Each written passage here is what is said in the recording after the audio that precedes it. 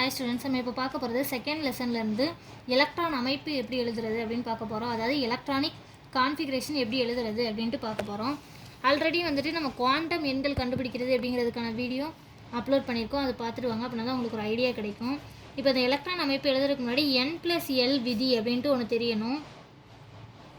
இப்போ எக்ஸாம்பிளுக்கு 2s அப்படின்றதுனா இதில் n வேல்யூ என்ன 2, L வேல்யூ 0. இது எப்படி சொல்கிறேன், குவாண்டம் எண்கள் எப்படி கண்டுபிடிக்கணும்னு சொல்லி கொடுத்துருக்கோம் ஒரு வீடியோவில், அதில் பாருங்கள் அப்படின்னா தெரியும். ஸோ இந்த முன்னாடி இருக்கிறது மதிப்பு முதன்மை குவாண்டம் எண், அதாவது பிரின்சிபல் குவாண்டம் நம்பர், அதான் n = 2, L வேல்யூ இதுக்கு 0, அசிமியூத்தல் குவாண்டம் நம்பர். இப்போ N+Lனா என்ன பண்ணணும், ரெண்டே ஆட் பண்ணணுமா. ஸோ 2 + 0 2. ஸோ 2sக்கான வேல்யூ இது. இப்போ 2pக்கு அப்படின்னு எடுத்தோம்னா அப்போ என்ன வரும், 2 + bயோட வேல்யூ 1, L வேல்யூ அப்போ 3. ஸோ அப்போ என்ன ஆகிட்டு இருக்கு, வேல்யூ இன்க்ரீஸ் ஆகிட்டே வருதா. ஸோ அப்போ N+L விதிப்படி என்னன்னு பார்த்தோம்னா, இந்த மதிப்புகளோட ஆர்டர் படி தான் அதோட ஆற்றலும் இருக்குன்னு சொல்கிறாங்க. அப்போ 2sக்கு ஆற்றல் குறைவு, 2pக்கு ஆற்றல் அதிகம் 2sஐ கம்பேர் பண்ணும்போது. ஸோ இப்படி ஒரு ஆர்டர் கொடுத்துருப்பாங்க. அதாவது 1s, அதுக்கப்புறம் 2s, 2p, 3s, 3p, இதுக்கப்புறம் 4s வந்து அதுக்கப்புறம் 3d வரும். இதுக்கெலாம் N+L மதிப்பு பார்த்தீங்கன்னா தெரியும். இப்போ 1sக்குனா 1 + 0வா 1 தான் வரும். இதுக்கு 2 + 0வா 2. இதுக்கு 2 + 1 3 வரும். இதுக்கு 3 + 0 3. இப்போ நீங்கள் கேட்கலாம், இது N+L மதிப்பு ரெண்டுக்குமே ஒன்று போல் இருக்குது, எப்படி வந்துட்டு இதை விட இது ஆற்றல் அதிகம்னு சொல்கிறீங்கன்ட்டு. அப்போ இதில் பார்த்தோன்னா N+L மதிப்பு சமமாக இருந்துச்சு அப்படின்னா அதோட n வேல்யூ பார்க்கணும், பிரின்சிபல் குவாண்டம் நம்பர் பார்க்கணும். எதுக்கு கம்மியாக இருக்கோ அதுதான் என்னது கம்மியான ஆற்றல் உள்ளதுன்னு அர்த்தம். அப்போ இதுக்கு 2 இருக்குது, இதுக்கு 3 இருக்குது. அப்போ லோயஸ்ட் எனர்ஜி யாருக்கு இருக்கும், 2pக்கு தான் இருக்கும். ஸோ இந்த ஆர்டரில் தான் எழுதுகிறாங்க, புரியுதா. ஸோ அப்போது இப்போ எக்ஸாம்பிளுக்கு அயன் இரும்பு, இதோட அணு எண் எத்தனைனா 26, அதாவது Z வேல்யூ 26. இதோட எலக்ட்ரான் அமைப்பு எழுதுங்க அப்படின்னு கேட்டாங்கன்னா இப்போ இந்த ஆற்றல் அடிப்படையில் இருக்கா, இந்த ஆர்டரில் நம்ம எழுதிக்கிறோம். ஸோ இருக்கிறதுல கம்மியானது 1s, அதுக்கப்புறம் 2s, அடுத்து 2p, 3s, 3p, 4s, 3d வரைக்கும் நான் எழுதியிருக்கேன். ஓகேவா. இதுக்கப்புறம் எக்ஸ்ட்ரா தேவைப்பட்டால் அடுத்து பார்த்துக்கலாம். இப்போ என்னென்னா s ஆர்பிட்டால் எத்தனை எலக்ட்ரான் ஃபில் பண்ணலான்னா மொத்தமே 2 எலக்ட்ரான் வரைக்கும் ஃபில் பண்ணலாம். இதுவும் ஒரு ஃபார்முலாவை யூஸ் பண்ணி தான் இருக்குது, 2 × 2l + 1. இதுவும் அந்த குவாண்டம் நம்பரில் சொல்லியிருப்போம், s ஆர்பிட்டாலில் மேக்ஸிமம் எவ்வளோ எலக்ட்ரான் நிரப்ப முடியும் அப்படிங்கிறதுக்கு. ஓகேவா. b ஆர்பிட்டாலில் 6 எலக்ட்ரான் வரைக்கும் நம்மளால் நிரப்ப முடியும். d ஆர்பிட்டாலில் 10 எலக்ட்ரான் வரைக்கும் நிரப்ப முடியும். f ஆர்பிட்டாலில் 14 எலக்ட்ரான் வரைக்கும் நிரப்ப முடியும். ஓகேவா. ஸோ அந்த குவாண்டம் நம்பர் வீடியோ பாருங்கள், அப்படின்னா உங்களுக்கு தெளிவாக புரியும் இன்னுமே. ஸோ அப்போ பார்த்தோன்னா எஸ்ல 2 எலக்ட்ரான் போடலான்னு சொல்லியிருக்கோமா. இப்போ Z வேல்யூ 26 அப்படின்னா என்ன அர்த்தம், நம்மகிட்ட 26 எலக்ட்ரான் இருக்குன்னு அர்த்தம். இந்த 26 எலக்ட்ரானையும் இங்கே பிரித்து போட போகிறோம், அதுதான் எலக்ட்ரான் அமைப்பு. ஓகேவா. ஒவ்வொரு ஆர்பிட்டாலுக்காக ஷேர் பண்ண போகிறோம்.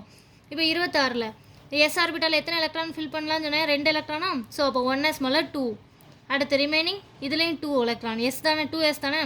பி ஆர்பிட்டால் எத்தனை எலக்ட்ரான் ஃபில் பண்ணலான்னு சொல்லியிருக்கேன், 6. மொத்தம் என்கிட்ட 26 எலக்ட்ரான் இருக்குன்னா இப்போ எத்தனை எலக்ட்ரான் போட்டிருக்கேன், 8 10 எலக்ட்ரான் போட்டிருக்கேன், இன்னும் 16 எலக்ட்ரான் இருக்குது. ஸோ அதெல்லாம் அப்படியே ஸ்ப்ளிட் பண்ணி கொடுக்க வேண்டியதான். ஸோ அப்போ இதில் 2, அதுக்கப்புறம் இதில் ஒரு 6, இதில் ஒரு 2, மொத்தம் இப்போ எத்தனை எலக்ட்ரான் வந்திருக்கு, 2 4 10 12 18 20 வரைக்கும் வந்துருச்சா. ரிமைனிங் என்கிட்ட எத்தனை எலக்ட்ரான் தான் இருக்குது, 6 எலக்ட்ரான் தான் இருக்குது. ஸோ அதை மட்டும் இங்கே போட்டுற வேண்டியதான்.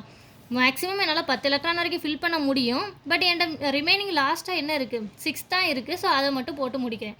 இதுதான் எலக்ட்ரான் அமைப்பு எழுதுறது, புரியுதா. ஸோ அப்போ உங்களுக்கு மெயினாக என்ன தெரிஞ்சிருக்கணும், அணு எண் தெரிஞ்சிருக்கணும். அணு எண் தெரிஞ்சிச்சுன்னா அதை வச்சு நம்ம என்ன பண்ணிடலாம், அத்தனை எலக்ட்ரான் இருக்குன்னு தெரியும். ஸோ அதை வச்சு அந்த எலக்ட்ரானை எப்படி ஃபில் பண்ணும், இந்த ஆற்றல் அடிப்படையில், அதாவது இந்த எனர்ஜி ஆர்டர் தெரியணும்.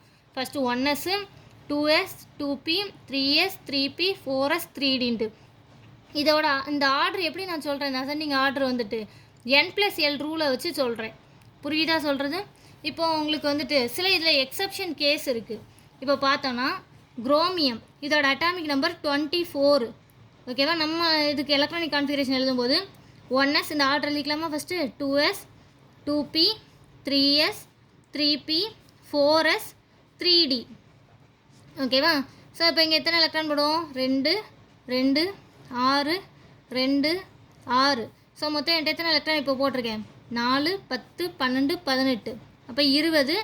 ரிமைனிங் எத்தனை எலக்ட்ரான் இருக்குது, 4 எலக்ட்ரான். ஸோ இப்படி தான் போடுவோம், நம்ம எதிர்பார்ப்போம், அப்படி தானே. இது வந்து எதிர்பார்க்குற எலக்ட்ரான் அமைப்பு. நம்ம எதிர்பார்க்கக்கூடிய எலக்ட்ரான் அமைப்பு இது. ஆனால் உண்மையிலே இதோட எலக்ட்ரான் அமைப்பு இது கிடையாது. அதுக்கான ரீசன் என்னன்ட்டு இப்போ சொல்கிறேன். அதாவது கடைசியில் இருக்கக்கூடிய ஆர்பிட்டால் ஒன்று சரி பாதி அளவு நிரம்பியிருந்தாலோ அல்லது முழுமையாக நிரம்பியிருந்தாலோ அது வந்து எப்படி இருக்குமா, பயங்கர ஸ்ட்ராங்காக இருக்கும், அதாவது ஸ்டேபிளாக இருக்கும், நிலைப்புத்தன்மையோடு இருக்கும். அதாவது எப்படி இருக்கணும், ஒன்று ஃபுல்லி ஃபில்டாக இருக்கணும், லாஸ்ட்டாக நிரப்பி இருக்க இந்த ஆர்பிட்டால், இல்லாட்டி எக்ஸாக்ட்லி ஹாஃப் ஃபில்டாக இருக்கணும். ஓகேவா? இப்போ 3Dங்கிறது ஃபுல்லி ஃபில்டாக இதை நம்மளால் மாற்ற முடியுமா? 10 எலக்ட்ரான் வரைக்கும் நம்மளால் கொண்டு வர முடியாது. பட் இதை ஹாஃப் ஃபில்டாக மாற்றலாம் தானே.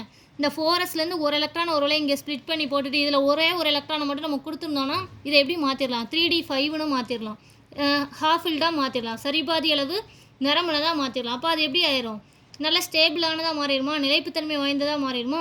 ஸோ அதனால் அதை நம்ம வந்து ஒரு எலக்ட்ரானை இங்கே இதுக்குள்ளே என்ன பண்ணிக்குது, எக்ஸ்சேஞ்ச் பண்ணிக்குது. ஓகேவா? அதாவது இங்கேருந்து அங்கே கொடுத்துக்குது.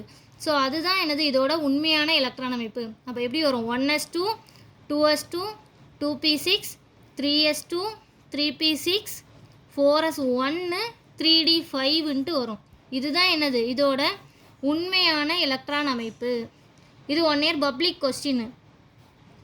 இப்படியே கேட்டுட்டாங்க, எதிர்பார்க்கக்கூடிய எலக்ட்ரான் அமைப்பு என்ன குரோமியத்துக்கு, அதோட உண்மையான எலக்ட்ரான் அமைப்பு என்ன அப்படின்ட்டே கேட்டுட்டாங்க.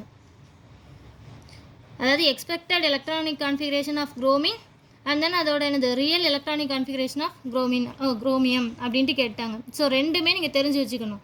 ஓகேவா? இதே மாதிரி எக்ஸப்ஷன் கேஸ் இன்னொன்று இருக்குது. ஸோ அதுவும் தெரிஞ்சு வச்சுக்கோங்க. என்னென்ட்டு பார்த்தோன்னா காப்பர், இதோட அட்டாமிக் நம்பர் 29. கண்டிப்பாக உங்களுக்கு அட்டாமிக் நம்பர் கொடுக்க மாட்டாங்க, நீங்கள் தான் ஞாபகம் வச்சுக்கணும். 20லேருந்து 30 வரைக்குள்ள எலமெண்ட்டோட அட்டாமிக் நம்பர் ஞாபகம் வச்சுக்கணும் நீங்கள் தான் என்னென்ன எலமெண்ட்டுன்னு. ஸோ இப்போ 29 இதுக்கு எக்ஸ்பெக்டட் ஃபஸ்ட் எழுதிடலாம். 1s first order 1s 2s 2p 3s 3p 4s 3d. ஓகேவா? ஸோ அப்போ இங்கே எத்தனை எலக்ட்ரான் ஃபில் பண்ணுவோம், 2 2 6 2 6 2. ஸோ அப்போ இங்கே எத்தனை எலக்ட்ரான்ஸ்க்கு டோட்டலாக 2 4 10 12 18 20 ரிமைனிங் 9 எலக்ட்ரான்ஸ் இருக்குது. அந்த 9 நான் லாஸ்ட் ஆர்பிட்டாலில் போட்டுருவேன். இப்போ இதை என்னால் மாற்ற முடியும், ஃபுல்லி ஃபில்டாக மாற்றலாமா? டி ஆர்பிட்டால்னால் எத்தனை எலக்ட்ரான் வரைக்கும் ஃபில் பண்ண முடியும், 10 எலக்ட்ரான் வரைக்கும் மேக்ஸிமம். ஸோ அப்போ இங்கே இருக்க ஒரு எலக்ட்ரான் இங்கே வரும். புரியுதா? ஸோ எக்ஸ்பெக்டட் இது நம்ம எதிர்பார்க்குற எலக்ட்ரானிக் கான்ஃபிகரேஷன் இது. பட் ரியல் இது என்னது, ஒரு எலக்ட்ரானை அங்கே சேஞ்ச் பண்ணி இருக்கிறது. ஸோ அப்போ என்ன வந்துடும், 1s 2s 2p 3s 3p 4s 3d. Order எழுதிக்கோங்க. ஸோ இதில் என்ன வரும், 2 2 6 2 6 1 10ன்னு வரும். ஸோ லாஸ்ட் இது எப்படி இருக்குது, ஃபுல்லி ஃபில்டாக இருக்குது. ஸோ அதனால் இந்த இது எப்படி இருக்கும், இந்த ஆட்டம் பயங்கர ஸ்டேபிளாக இருக்கும். ஸோ அதுக்கு ஏற்ற மாதிரி அதோட ஸ்டெபிலிட்டி தகுந்த மாதிரி எலக்ட்ரான் இதை மட்டும் என்ன பண்ணிக்குது, சேஞ்ச் பண்ணிக்குது. ஸோ இந்த ரெண்டு இதுவுமே நல்லா தெரிஞ்சு வச்சுக்கோங்க. 20லேருந்து 30 வரைக்கும் உள்ள எலமெண்ட்ஸ் என்னென்னங்கிறத நான் இங்கே மென்ஷன் பண்ணுறேன், அதையும் தெரிஞ்சுக்கோங்க. Titanium, vanadium, chromium, manganese, iron, cobalt, copper, zinc. இது 20லேருந்து ஸ்டார்ட் ஆகுது, இங்கே 30 ஆர்டரா 21 22 23. Calcium, scandium, titanium, vanadium, chromium, manganese, iron, cobalt, nickel, copper, zinc. Electronic configuration எழுதுறது கண்டிப்பாக தெரிஞ்சு வச்சுக்கணும். ஏன்னா இது கம்பல்சரியில் கேட்குறதுக்கு மெஜாரிட்டி சான்ஸ் இருக்குது. ஓகேவா? Thank you students.